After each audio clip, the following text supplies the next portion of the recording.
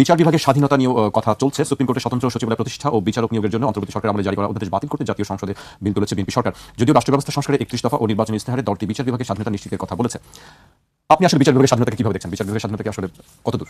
আমার কাছে যে ব্যক্তিগতভাবে যেটা মনে হয়, আমাদের দেশের প্রত্যেকটা রাজনৈতিক দল যখন ক্ষমতার বাইরে থাকে সে মারাত্মকভাবে গণতান্ত্রিক থাকেন এবং মানবিক গুণাবলী তাদের কাছে সাংঘাতিক থাকে।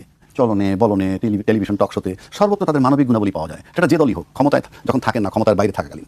আমরা যেমন এই 5ই আগস্টের আগে যে টকশোগুলো করেছি সেখানে আওয়ামী লীগের লোক ছিল এবং আওয়ামী লীগের লোকের সাথে আমরা যখন টকশো করতাম তখন আমরা দেখতাম টিভি চ্যানেল যারা অ্যাঙ্কারিং করেন, এর বাস্তবতা যেটা, আমি এখানে কোনো কথা বলতে গেলে অ্যাঙ্কার সাহেবের মধ্যে একটু ধৈর্য ধরেন, সময় দেন, আমাকে বলতে না দিলে হবে না, এবং সেটা অ্যাঙ্কাররা ফলো করতো।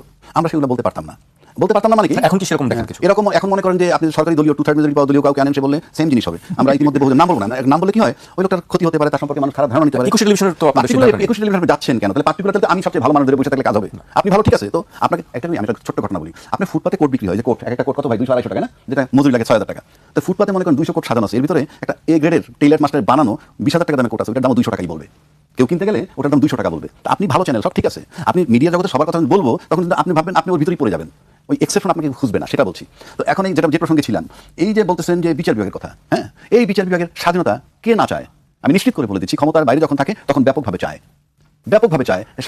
বিচার বিভাগের স্বাধীনতা। বিচার বিভাগের স্বাধীনতাটাকে যদি আপনি পরাধীন করে ফেলেন, নিয়োগকর্তা যদি সরকার হয়ে যায়, আমার তো মামলা বোঝার দরকার নাই, নিয়োগকর্তা যদি সরকার হয়ে যায়, তাহলে আপনি দেখবেন সরকার পক্ষের এই দেশের মানুষ তো বিচারক কিন্তু তার এজলাসে বসে বসে বোঝেন কি, যে ক্ষমতাটা দায়িত্বভার কার উপরে সবচেয়ে বেশি, সে সবচেয়ে বেশি কেয়ারিং হবে। আর এই বিচার বিভাগ যদি স্বাধীন থাকে, বিচার বিভাগ তার মতো থাকে, সে কাউকে কেয়ার করবে না। আপনি নিয়োগকর্তা যখন সরকার হয়ে যাবে তখন তো তাকে কেয়ার করতে হবে, সোজা হিসাব। আজকে আমরা এটা শুনছি, এই রায়ের বিরুদ্ধে আপিল করবে। কি বলছে রায়তে? বলছে 3 মাসের মধ্যে বিচার বিভাগের জন্য আলাদা সচিবালয় নির্মাণ করার ডাইরেকশন দিছে।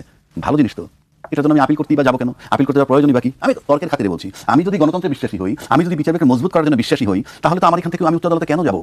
আর যদি আমি সেটাই বিশ্বাসী নাই, তাহলে আমি যাবো না। এখন আমি ব্যক্তিগতভাবে জানতে চাইবো, বুঝতে চাইবই যে এটা যদি উচ্চ আদালতে যায়, আমি আজকে এই জনতার মাঝে, আপনাদের মাধ্যমে জনতার কাছে না, পুরো দেশের কাছে তথা বিচার বিভাগের যারা প্রধান, তাদের কাছে আমি দেখতে চাই যে আমার বিচার বিভাগ কিভাবে কাজ করে। খুব দ্রুত অ্যাপিল ডিসিশন নেন এবং তারা সিদ্ধান্ত দেন। এই সিদ্ধান্ত থেকেই আমাদের যা রায় হয়ে যাবে যে আমরা কি সরকার দ্বারা বিচার বিভাগ পরিচালিত না বিচার বিভাগ দ্বারা সরকার নিয়ন্ত্রিত, সেটা আমরা খুব দ্রুত দেখতে চাই।